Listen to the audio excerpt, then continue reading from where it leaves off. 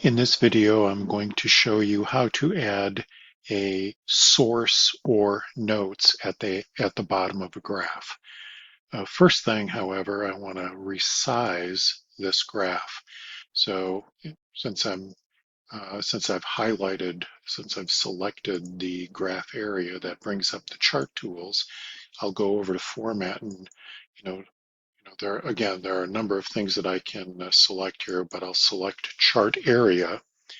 And over here on Format, you'll see that currently this chart is 5 inches wide and 3 inches high.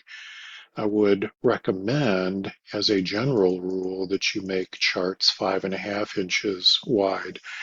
And what that does is it provides a 1-inch margin on either side when it's inserted into a Word document. But if I'm going to add another box at the bottom here, notice I would have to pull this up, and now my chart is getting a little bit too narrow.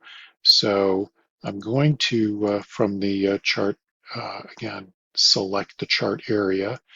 I'm going to make this a little bit taller. I'll go to 4 inches, which gives me a much more room. And then again, insert a text box. And I'll start with source. And in this case, I will go to the um,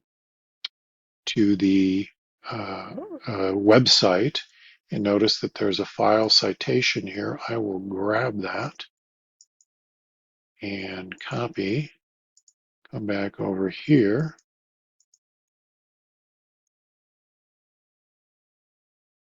and I will just paste that in. Notice that it's not author's last name first, so I'll go over here, comma, M, I can spell, Michael. And so I have some source information. Now again, if I click off of that, you'll see that it cuts some of that off because the box isn't large enough. So I've highlighted that.